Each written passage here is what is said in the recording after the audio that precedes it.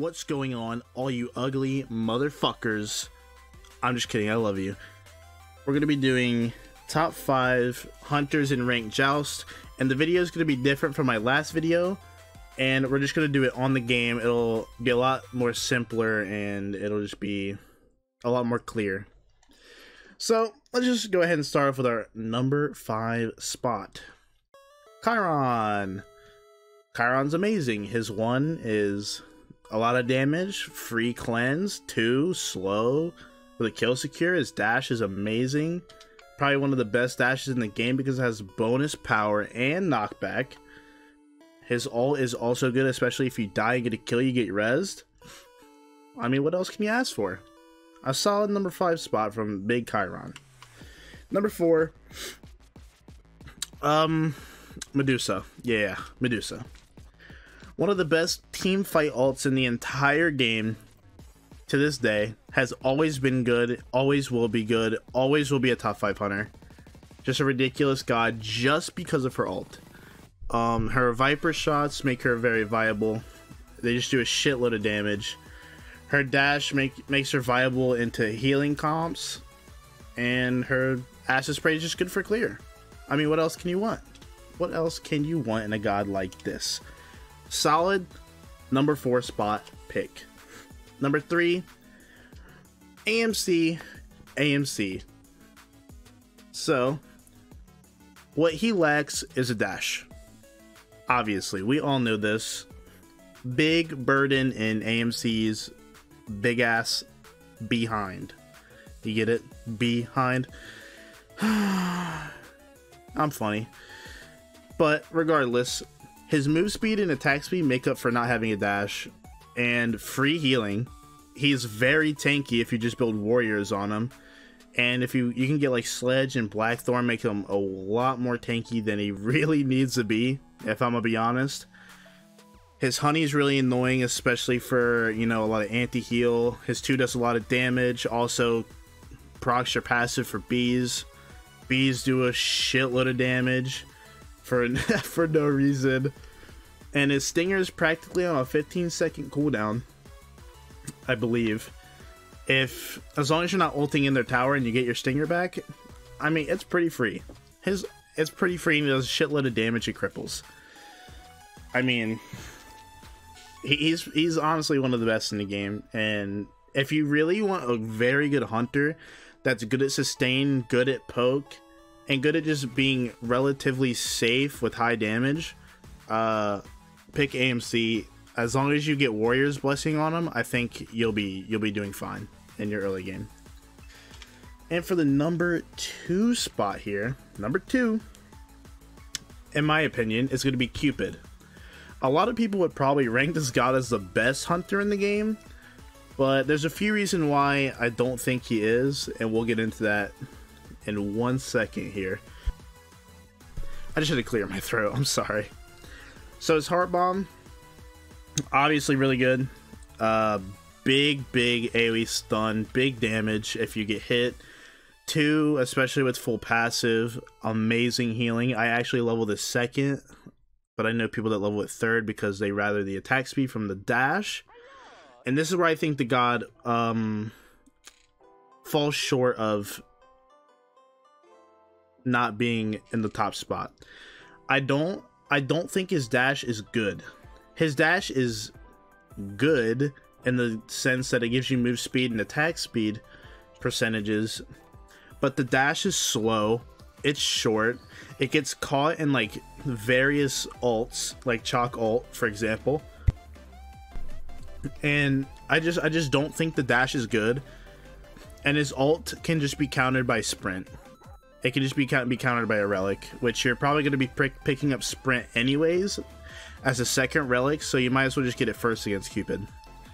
And that's why I think he falls off, but regardless, you hit your ult, you're doing big damage, big everything. You're 100% going to get killed with his ult, unless you're getting pretty unlucky. And it's just you're just going to be having an easier time with this god than every other god, just because of what his 1 and his ult do. And his 2 with the sustain. You're going to be having a very good time with this god. And I feel very confident putting him in my number 2 spot. personally. And number one, a lot of you might be thinking, oh, what's your number one gonna be? Uller, Neath, Hachi, Heim, Kern? Nope. It's gonna be Hu Yi. I think, in my opinion, Hu Yi has always been the top hunter for a long time, honestly. I think he has one of the best win rates on hunters, and he's super safe, does a lot of damage, and is crazy. So if you guys don't know really what his kit is about, let me give it to you. His bounce can bounce up to 3 times, and it gets more powerful with each bounce. And if you're a squishy and you get triple bounced on a tower, you're dead. You're literally dead. And you're stunned because you're most likely going to have a mark on you. And obviously, it's a damage increase for every 10% of health missing. So every bounce does an extra 1 to 5% damage. Because if you're a squishy, you're just dying, which is ridiculous. So he has a free stun, ridiculous damage on his 1, a very safe jump, very safe. You can dodge Chalk ult, you can dodge any like Kukulin ult, you can dodge that, you can dodge Yamoja ult, you can dodge Terra ult, you can dodge everything. You pretty much dodge everything with his 3, which is amazing. And on top of that, Ares doesn't really counter the god. A lot of people just be like, oh, just play Ares into Hui, you know, counters his jump with the chains, gets ulted because he has no CC immune ult. But that's not really the case in my opinion. You would just mark Ares and dump your ult on top of him. And it's just free damage. Their Ares is going to die. And it's quite ridiculous, honestly. I think this god has the potential to be, you know, played almost every single game. No matter what comp you're facing, this god can be played into anything. It's just, as of right now, if you're playing into like a Guan Yu, you're playing into a Kukulin, you know, people who really exceed and excel at backline diving your tower in Phoenix, obviously you're going to be struggling a lot more than you really need to be. But overall, you can pretty much play him into anything. He does a ton of damage. I mean, he's just ridiculous. So those are my top 5 gods. So it's going to be Hu Yi, Cupid.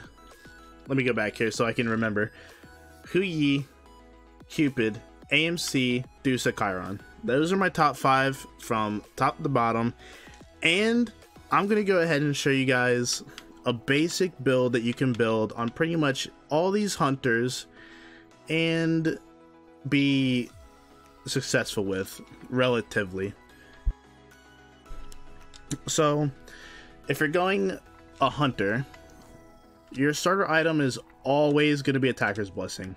Always. You are always going to want Attacker's Blessing no matter what hunter you're playing. It does not matter. You're also going to be wanting to run tier 1 trans or tier 1 devos. Now, let me go ahead and put both of these up here, and I'll explain why you can flip-flop. So a lot of hunters, if you're playing these gods, they're kind of interchangeable. You could choose devos or you could choose trans. Do you want more lifesteal early, or do you want more mana and ability damage? Is pretty much what you're going for. So if you're going devos, you're going attack speed crit. If you're going trans, you're going ability based with some attack speed and some crit. So this is going to be your main item. And let me just get you guys some boots popping in here. Let's get some boots in here. Build whatever boots you like. Like AMC, you can build speed boots, you can build warrior boots, you can build attack speed boots on mostly every hunter. If you're going If you're going trans, you might as well build attack speed boost because you're getting the extra passive mana and the attack speed, so you're already getting your power with your attack speed. So those are going to be your main 2 to 3 items that you're going to be getting. Don't ever double stack these items. Ever. Do not double stacking in Joust. And if someone else on your team is stacking, please do not build these items. Just go into boots and then go into your core DPS build. Now, let's go over some mid-game items that you should probably be building almost every single game. Atlanta's Bow. This is by far one of the best physical damage dealing items in the entire game, and it will get nerfed. So if you are going to build this item, you need to build it now or before season 8. 100%. It gives you 25 physical power, 25% attack speed, 20% physical penetration, and it gives you increased attack speed by 20% and decreases the movement penalty for attacking, backpedaling, and strafing by 30%. So what this means is when you're done attacking a god, say they run out of basic attack range, you can run right back into that basic attack range, or you can run out and away and, you know, get out of the fight and do whatever you need to do. And so it's so good because the 20% physical pen in the double tanks is way too good, especially since 40% is the max physical pen you can have. This already gives you half in one item, and you don't need any more pen in your build at all. So this great item, build that item all the time. Another item you should always be building, this should be later in your build, probably around your 4th or 5th item before you sell your starter. Fail not. Like a lot of these, so this item is probably a no-brainer, but I didn't see people building this until after I started building it when I was playing Hunters, and I don't know why people just ignored it for so long. But this item is amazing. Let me get back to it here if I can find it. Sorry. I lost it. Sorry, boys. Give me a second. I lost it. I lost it. I'll find it. Don't worry about it. Don't worry about it. Oh well. But anyways, it pretty much just gives you everything you need in a crit item.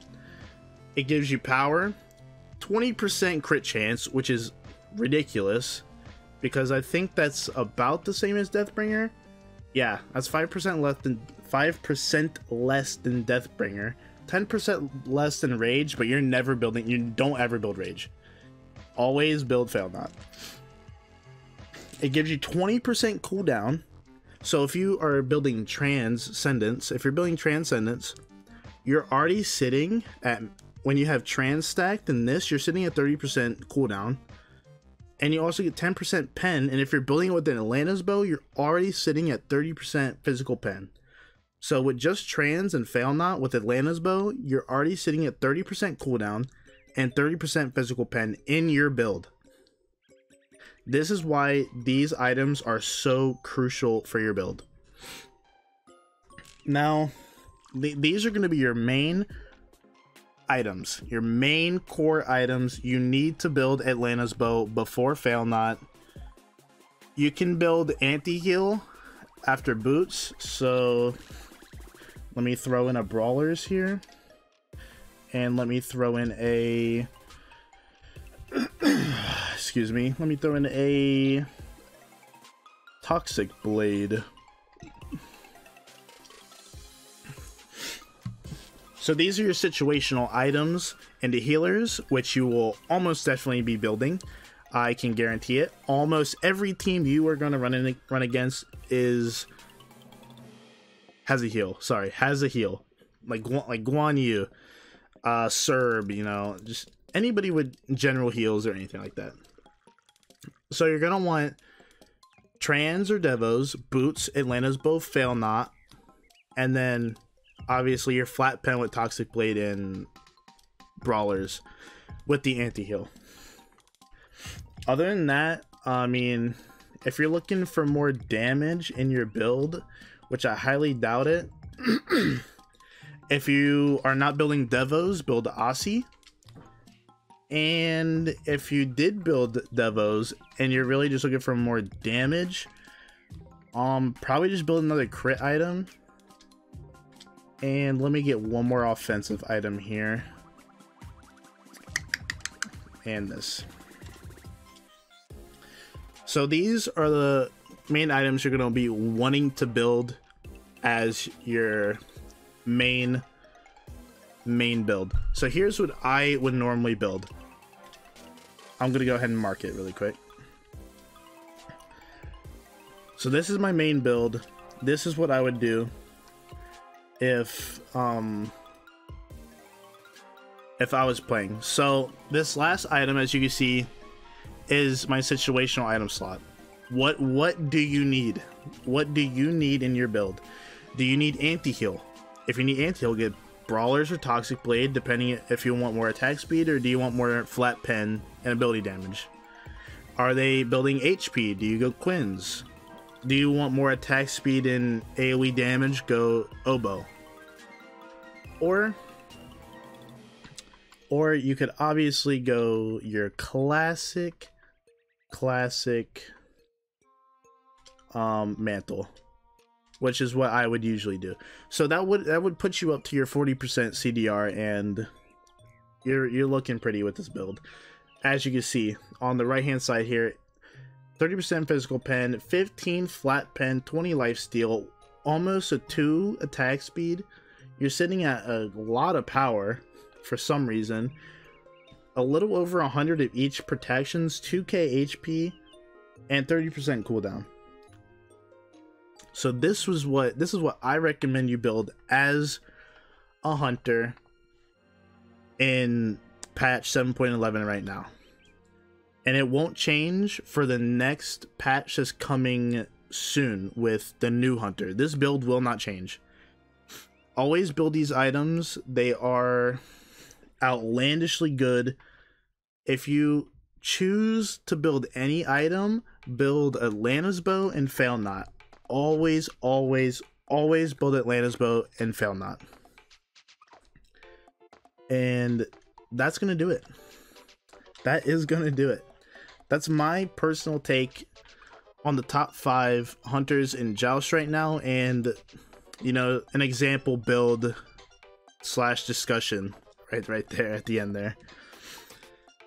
So, like always, if you liked it, leave a like, and if you disagree or you have a better build in mind, put it in the comments with whichever hunter you think should be in the top 5 for ranked Joust.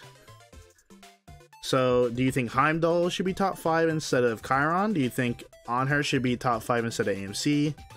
Stuff like that.